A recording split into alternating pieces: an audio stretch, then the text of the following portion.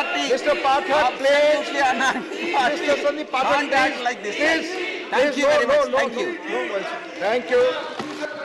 Dr. Radha Mohan Das Agrawal. माननीय उपसभापति महोदय, मैं दिल्ली राजधानी राष्ट्रीय राज्य क्षेत्र शासन संशोधन विधेयक 2023 के समर्थन में बोलने खड़ा हुआ। महोदय, इस दुनिया में 3 तरह के लोग होते हैं।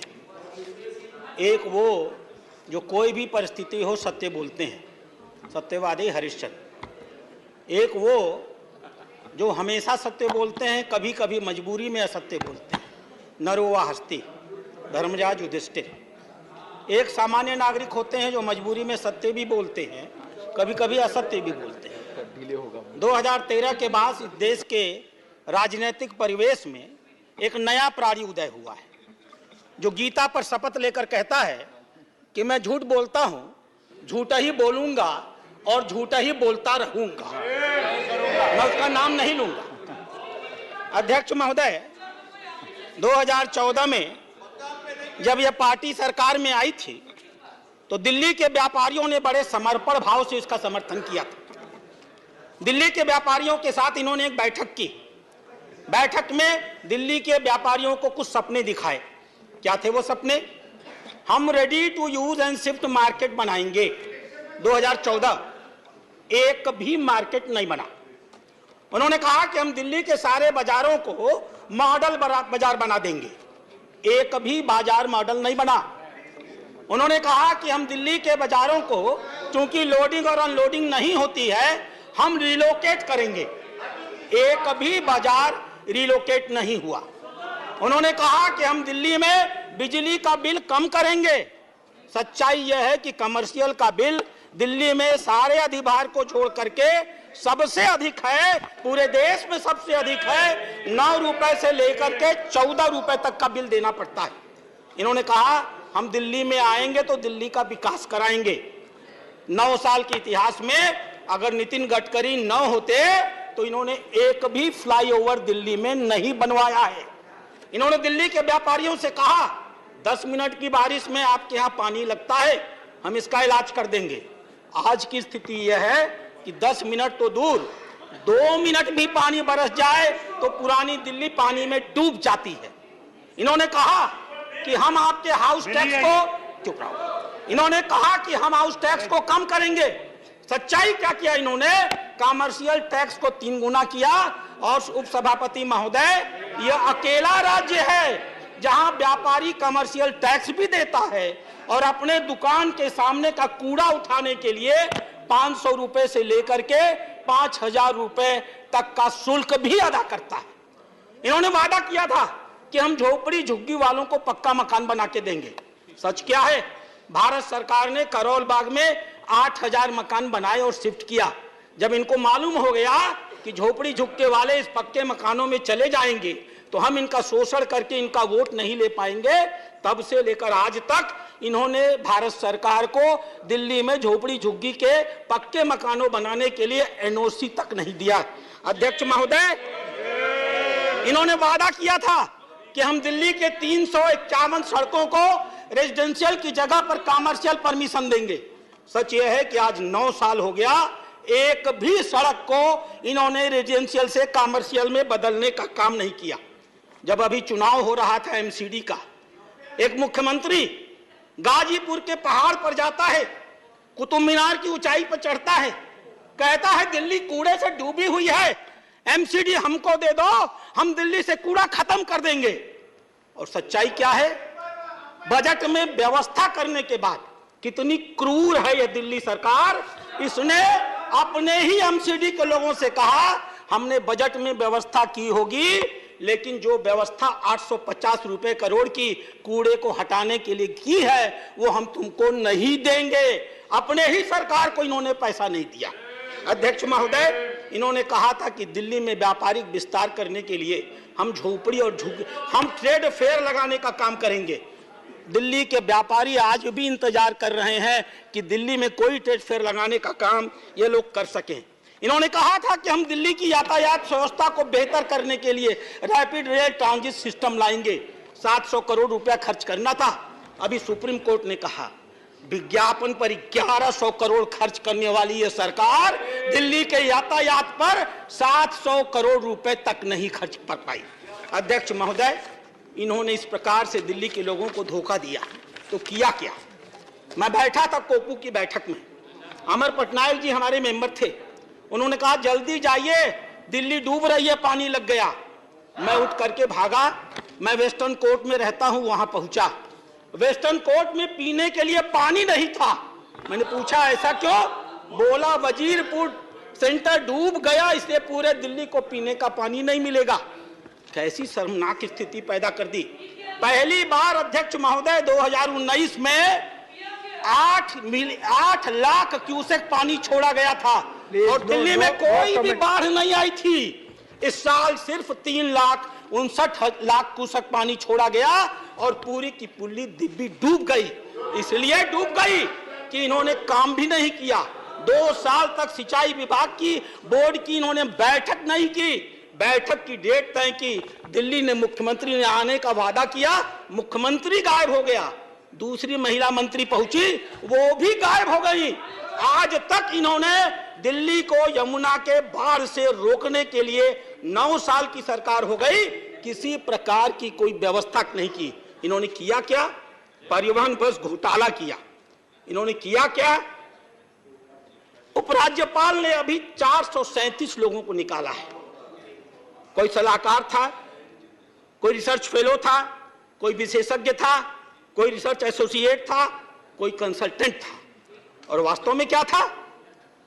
कोई किसी विधायक का आसपास का था, उसका भाई था, कोई किसी मंत्री का रिश्तेदार था, कोई आप पार्टी का कहीं का कन्वेनर था। ऐसे ऐसे लोगों को इन लोगों ने आरक्षण के सारे नियमों को धता बताते हुए बिना प्रॉपर तरीके से 60,000 से लेकर के 1.5 लाख तक रुपए तक की मासिक वेतन पर रखने का काम किया। और सबसे बड़ी बात, दिल्ली के 150 ऐसे चौराहे हैं अध्यक्ष उपसभापति महोदय, जहां अगर आप जाएंगे तो आदमी अपने हाथ में तख्ती लेकर खड़ा रहता है दिल्ली के सरकार की उपलब्धियों को बताने के लिए। एक एक चौराहे पे 4-4 आदमी, उनको तनख्वाह दी जाती है 20,000, लेकिन चेक से दिया जाता है 4,000। ये 16,000 रुपया ये लोग उसको कहां से पैसा लाके देते हैं? शायद अगर ये बताते तो बहुत बेहतर होता। और अध्यक्ष महोदय, जिसका सबसे बड़ा ढिढोरा पीटते हैं, मोहल्ला क्लिनिक। अभी कर्नाटक के स्वास्थ्य मंत्री आए थे, इनके स्वास्थ्य मंत्री के साथ अभी वो एक मोहल्ला क्लिनिक देखने गए थे। देखने के बाद उन्होंने एक ट्वीट किया। वो ट्वीट आज भी उस मंत्री के ट्विटर हैंडल पर मौजूद है। और क्या लिखा उन्होंने? Visited a mohalla clinic in Delhi with hardly any people there. एक आदमी भी वहां नहीं था। Our clinic in Karnataka have more facilities including laboratories to be immediately tested. यानी वहां पर हमारे कर्नाटक में ऐसी लैबोरेटरीज हैं जो तुरंत जांच कर लेते हैं। और आगे क्या लिखा? I guess it is a over hyped stand and I come back feeling disappointed. यानी इन लोगों ने छोड़िए उन्हें, मैडम यानी नो कमेंट। उन लोगों ने ये कहा कि इन लोगों ने सिर्फ शब्द बयानी की है, झूठ बोला है, मुझे तो यहां से बहुत निराश होकर जाना पड़ेगा। और अध्यक्ष महोदय, जब कर्नाटक के स्वास्थ्य मंत्री यह कह रहे थे तो अभी तो जुमा 1 महीना उनको आए हुआ है। वो भारत के कर्नाटक की भाजपा सरकार की उपलब्धियों को बता रहे थे। अध्यक्ष महोदय, उपसभापति महोदय, अभी माननीय सिंधवी साहब यहां बोल रहे थे और हमसे बता रहे थे मार्गदर्शक मंडल की बातों को मानो। थोड़ी भी शर्म होती। आज अगर ऊपर कहीं सचमुच पंडित जवाहरलाल नेहरू बात सुनते होंगे तो शर्म के मारे उनकी आंखें डूब जाती होंगी। इस सदन को यह जानना चाहिए कि दिल्ली को राज्य बनाने के संदर्भ में पंडित जवाहरलाल नेहरू का स्टैंड क्या था। अभी तिरुचि शिवा साहब चले गए, डॉक्टर भीमराव अंबेडकर की चर्चा कर रहे थे। इस सदन को जानना चाहिए कि दिल्ली को राज्य बनाने में डॉक्टर भीमराव अंबेडकर का क्या स्टैंड था। संविधान सभा ने एक कमेटी बनाई थी, उस कमेटी का एक निर्णय आया, पट्टाभी सीतारमैया कमेटी का। नेहरू जी इतने नाराज हो गए कि उन्होंने संविधान सभा की बैठक में जाकर कहा, अरे ये क्या बना के लाए हो, 2 साल में दुनिया बदल गई। दिल्ली की आधी से 3/4 संपत्ति भारत सरकार की होती है, हम दिल्ली को अलग राज्य का दर्जा कैसे दे सकते हैं। ये नेहरू जी की बात कह रहा हूं, अगर किसी सदस्य के अंदर हैसियत होगा तो मैं नाम लेकर कह रहा हूं, चुनौती देने के लिए वो खड़ा हो जाएगा। डॉक्टर अंबेडकर की बात इन्होंने कहा। अंबेडकर ने कहा, so far as Delhi is concern, it is better to us that as a capital of India it can hardly be placed under the local administration. अर्थात जहां तक राजधानी का सवाल है, दिल्ली को स्थानीय प्रशासन के हाथ में कतई नहीं दिया जा सकता। यूएस कांग्रेस का पूरा नियंत्रण यूएस की राजधानी वाशिंगटन पर होता है। इंग्लैंड का, ऑस्ट्रेलिया का पूरा नियंत्रण कैनबेरा के ऊपर होता है। इस बात का कोई आधार नहीं है कि पूरी दुनिया में जहां कहीं भी देश की राजधानी में कोई शहर हो, उसे सीधे सीधे देश की राजधानी के नियंत्रण में रखा जाए। और अध्यक्ष महोदय, हुआ क्या, 1952 में सरकार बनी थी, चौधरी ब्रह्म प्रकाश पहली बार मंत्री बने थे और उसके बाद गुरमुख निहाल सिंह जी आए थे। कितने दिन वो रह पाए। नेहरू जी जानते थे जो हो गया है बहुत गलत हो गया है। उन्होंने स्टेट ऑर्गेनाइजेशन कमेटी बनाई, फजल अली की। उस कमेटी ने अपनी रिपोर्ट दिया, बड़ी लंबी लंबी रिपोर्ट सिंघवी जी पढ़ रहे थे। एक छोटी सी रिपोर्ट मैं भी पढ़ देता हूँ, जो स्टेट रीऑर्गेनाइजेशन कमेटी की मीटिंग में इस कमेटी ने दिल्ली के बारे में कहा। In France for example there is a greater degree of central control over Paris than over other municipalities. In England, the police administration of the metropolitan area are directly under the control of Home Secretary, who does not exercise similar power in respect of other municipal apart area. Apart from the region which are peculiar to each country or city, there are some general considerations necessitating special arrangement in respect of national capital. Capital cities possess or come to possess some degree of political and social predominance. They are seat of national government. They are seat of national government. Any constitutional division of the power, if it is applicable to the unit functioning in the seats of national government, it is bound to give rise to embarrassing situation. और 1956 की इस report को आने के बाद हम आभारी होंगे इस देश के प्रधानमंत्री का, चाहे जो भी नाम हो। उन्होंने अपनी ही पार्टी के मुख्यमंत्री को हटा दिया, दिल्ली की विधानसभा को भंग कर दिया और दिल्ली को पुनः यूनियन टेरिटरी बना दिया। अध्यक्ष महोदय, चर्चा हो रही थी 1991 के विधेयक की। क्या है यह विधेयक? मेरे हाथ में वो कागज है। जिन बातों की चर्चा माननीय विजय साई रेड्डी जी ने की, मैं उनको दोहराऊंगा नहीं। धारा 3 सब क्लास 3 के ABC को मैं तीसरे पर आता हूं, जिसकी चर्चा सिंघवी साहब ने की थी, यहां नहीं। वो कह रहे थे कि parliament may by law make provision for giving effect to और supplementing the provision contained in the foregoing clauses and for all matter incidental or consequential thereof. अध्यक्ष महोदय, सभापति महोदय, वास्तव में ये जो विधेयक आया है वह दिल्ली के निवर्तमान विधेयक को सप्लीमेंट करने के लिए आया है। क्या प्राविधान है? 9 साल ये सरकार रहे, इन्हें मालूम था कि एंट्री 41 होती है। इन्हें मालूम था कि एंट्री 41 में लिखा हुआ है स्टेट पब्लिक सर्विस कमीशन। इन्हें मालूम था कि इनके सरकार में आने से लेकर 9 सालों तक दिल्ली में कोई स्टेट पब्लिक सर्विस कमीशन नहीं है, यूनियन पब्लिक सर्विस कमीशन के अधिकारी काम करते हैं। अगर ये प्रशासन चलाना सचमुच चाहते, साई रेड्डी साहब ने सही कहा, मैं उस शब्द का प्रयोग नहीं करूंगा, अगर ये सचमुच चलाना चाहते सभापति महोदय, तो इन्होंने 2014 में ही स्टेट पब्लिक सर्विस कमीशन बना लिया होता और अपने कर्मचारियों की नियुक्ति कर ली होती। सच क्या है महोदय? यह कानून स्टेट पब्लिक सर्विस कमीशन की स्थापना करता है, आर्टिकल 41 को जमीनी धरातल पर लागू करता है और लिखता है दिल्ली राजधानी राज्य क्षेत्र में समूर ख अराजपत्रित और समूह ग पदों पर नियुक्ति के लिए भर्ती अभिकरण दिल्ली अधीनस्थ सेवा चयन बोर्ड बनाया जाएगा।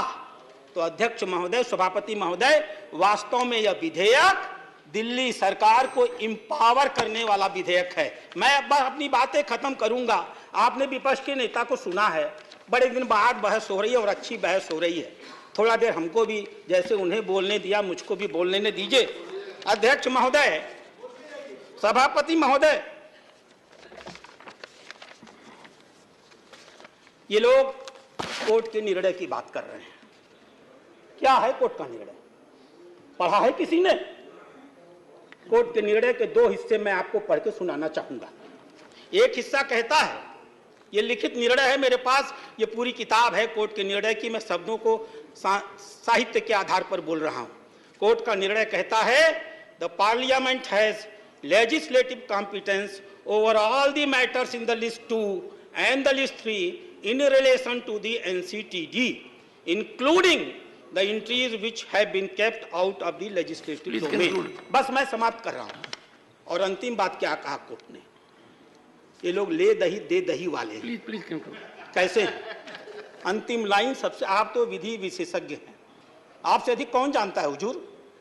उन्होंने कहा, we have answered the issue referred to the constitution bench. हमको एक इशू रेफर किया गया है, हमने उसका जवाब दे दिया। बाई द ऑर्डर डेटेड 6 मई 2022, 6 मई 2022 को हमें एक इशू रेफर किया गया था, हमने उसका जवाब दे दिया। The registry shall place the paper of this appeal before the regular bench for disposal.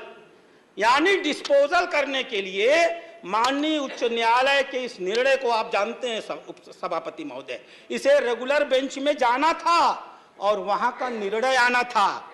लेकिन यह रात में अधिकारियों के घर में घुसना, उनके यहाँ लाठी पोठी चलाना, अधिकारियों को मारना, सतर्कता विभाग के कागज निकालना, मैं खाली एक चीज जानना चाहता हूं, उन कागजों में था क्या जिसको ये निकाल के लाना चाहते? मैं धन्यवाद देता हूं इन लोगों को। अध्यक्ष महोदय, खुल चुकी है इनकी कलियत, जान चुके हैं दिल्ली के लोग।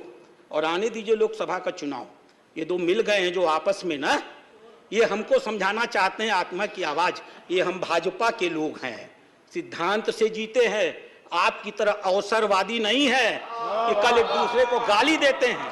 कितनी शर्मिंदगी होती है। नेहरू जी जब सुनते होंगे कि ये हमारे परनाती महोदय हमारी पार्टी को डुबा करके ही मानेंगे। मैं इसी के साथ अपनी बातों को समाप्त करता हूं। Doctor K Keshav Rao, no sir, doctor K Keshav Rao, doctor K Keshav Rao.